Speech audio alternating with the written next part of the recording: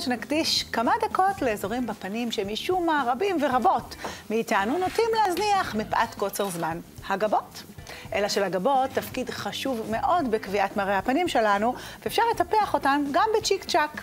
נלי דוידוב תעזור לנו לעשות את זה, בדיוק את זה. היי נלי, מה שלומך? בסדר. ברוכה הבאה למילון היופי. אז באמת, עד כמה הגבות חשובות למראה הכללי? הגבות זה המסגרת של הפנים. יש גבה מורמת, יש גבה ישרה, וכועסת קצת. זאת אומרת, יש גבות שאני רואה יותר כועסות, יותר עצובות, יותר שמחות, ואנחנו יכולים לשלוט בזה? אני יכולה לבחור איזה גבה אני רוצה? בוודאי.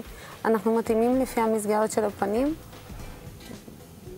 מעצבים את הגבות, תלוי לכל אחד מה מתאים, אם זה ישר, אם המראה עולה. ולכן בחרתי את החוט עם העולר, וזה מעצב מאוד מדויק, 100% דיוק, וגם לפי מה שאני מבינה, זה גם נותן לי משך זמן יותר גדול בין פעם לפעם של עיצוב גבות. נכון. עכשיו, אנחנו פה בתוכנית חושבים על נשים עסוקות, נשים מודרניות שאין להן זמן. איך את פותרת לנו את זה? איך את עוזרת לנו לשמור על גבות מסודרות, בלי לבזבז זמן? בלי לבזבז זמן. הזמן מאוד יקר היום. האנשים מאוד מחפשים הכי מהר, נכון. נגיש, זמין. לכן יש לי את הרעיון שלי, אקספרס גבות. מאוד חלמתי עליו לעשות. ובאמצע... זאת אומרת, הכל בעצם צ'יק צ'אק. אני לא חייבת לקבוע תור מראש, נכון? אני יכולה פשוט להגיע. את מגיעה, את נרשמת, מסתובבת. בינתיים את יכולה לשתות קפה. מתקשרים אלייך, תבואי תחזרי, תוך כמה דקות את יוצאת. זאת אומרת, נגמר העידן הזה שהיה צריך לתאם מראש שבועיים, אני יכולה לנסוע באוטו, לראות שהגבות לא בסדר, יאללה, אני מצוינת גבות. זה בעצם קונספט שמתאים מאוד לאישה המודרנית העסוקה. נכון. כמה זמן לוקח באמת עיצוב גבות? זה משהו שלוקח הרבה זמן? בין 10 דקות לרבע שעה, 12 דקות, תלוי. האם היא עושה גבות, האם היא עושה חוט פנים. לכן היום אני ממליצה מאוד לעשות חוט ולא שעווה, כי אנחנו מגיעים לקיץ. אז מה באמת ההבדל? למה שעווה לא בקיץ? שעווה בקיץ היא ממש לא מומלצת, כי היא משאירה כתמים, סימנים, בעיות עור. היא יותר חושפת את העור, ואז אני יותר חשופה לפיגמנטציות בעצם, לכתמי עור. נכון. ובעצם החוט גם יש לו יתרונות מבחינת צמיחת השיער? כן, זה חוסך המון זמן.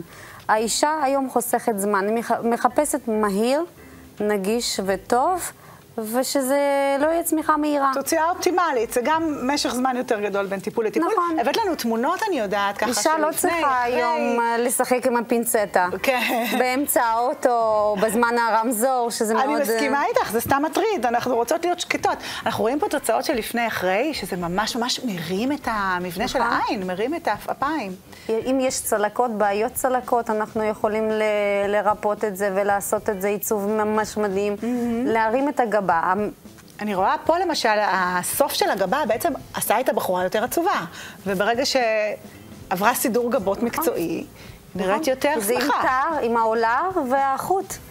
זה ממש אנטי-אייג'ינג, זה ממש מצעיר, ממש שפותח. מה עם גברים? גם גברים ככה משתמשים בשירותי עיצוב גבות? היום נשים גברים זה אותו דבר, באים, עושים, גם באקספרס גבות היום, זה פתוח. זאת אומרת, אין בושה. יש טרנדים מסוימים בעיצוב גבות? יש ככה... יש עולה, יש טרנד עולה, יש טרנד מורם, ויש ישר. אוקיי. אישה בוחרת. אנחנו שואלים את השאלות, מה את אוהבת יותר? האם זה מורם? מורם זה בעצם בקצה, שזה יותר ליפטינג? נכון. זה מעולה לנשים מעל גיל 40. נכון, בשביל לא לעשות את הבוטוקס. חוסך בוטוקס, כן, חוסך בוטוקס. אוקיי, וגם גבות טבעיות היום מאוד מאוד מודרניות, אבות יותר, שרק מנקים אותם. רק הניקוי. הניקוי זה, הוא מביא אותך לקלאסי, לאיפור יפה, למסגרת של הפנים, שזה כל כך... כן, זאת אומרת, צריך בעצם לעשות אבחון, להבין מי הלקוחה שעומדת מולנו, ולפי זה להתאים. נכון. כן, לגמרי. אז יש לנו איזשהו טיפ אחרון ככה לפלומת שפם בקיץ? מה עושים? נושא שפחות מדברים עליו? עדיפות חוט, כשזה לא ישאיר סימנים כתמים, אחר אנחנו מתחילים לחפש, לעשות פילינגים, להוציא את זה, לנטרל את זה, וזה מאוד קשה. טיפ מאוד חשוב. תודה רבה, נלי דוידוב. ואם אתם